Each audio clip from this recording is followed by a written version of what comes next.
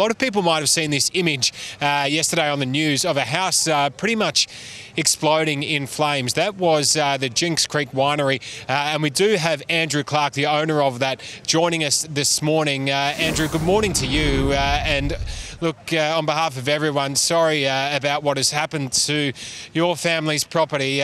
For yourself, I understand you found out about this by basically seeing it all unfold live on TV. Yes, yesterday afternoon we were in Bunyip and we saw it on the television, and it was pretty distressful having my kids there and seeing their reaction to all of that. It was horrible. It's really bad news. It'd be quite surreal, I'd imagine. For yourself, from what I can gather, there are a couple of houses that you have on that property, and one may have been saved. Is that right?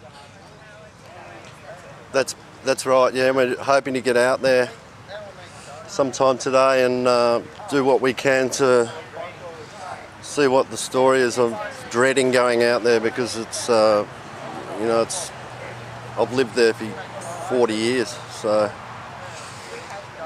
don't want to see the devastation, but I'm going to have to face up to it. But we've lost our entire... Yeah, it's my life's work, and we've lost our cellar door, which we built over many years. My wife's got a gallery there. We did weddings. The accommodation that we had for guests was on the front of the Herald Sun today, burning. We've just had a horrible time. We've really... I mentioned to Madeline before that we've had a lot of issues trying to get them to burn off out the back of our property, the Parks Victoria, because I've been following, after they had the Royal Commission, one of the biggest recommendations was to do a lot of burning off, and they just basically sit on their hands. They haven't done any really out in our area. And I know for a fact the ferocity of that fire wouldn't have been as much if they'd been doing what they're meant to do, forest management, burning off and looking after the property and trying to create a buffer zone for communities like Tonnumbuck and Nunagoon North and Tynong North, and they just don't do the work. And that's why I am blaming them for the ferocity and our losses, because they just don't do enough.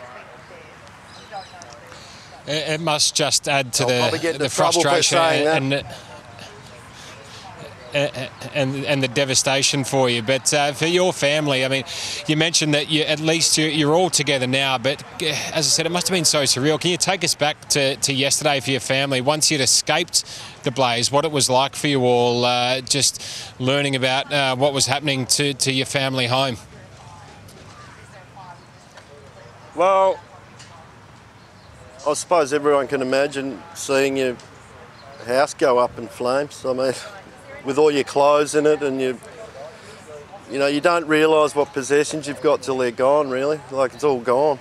Everything that we treat as everyday sort of comforts and whatever, we just don't have them anymore. It's all pretty much gone. And as well, my work is making wine and brewing beer. I've just purchased some equipment from Germany to make beer, and I've got my licence to make beer, and I've been selling it to quite a few places in Melbourne, and it's been very popular. And I've just heard that my winery, the whole roof's caved in on it, and I'm waiting to find out if any of my equipment is still salvageable.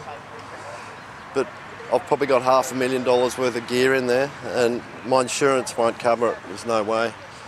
So my livelihood is in tatters. I don't really have any way of earning money. I don't know what to do.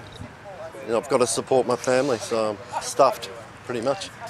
Well, Andrew, the one and we've thing lost we know our about cellar this door, and community that's where we earned our money. Pardon me?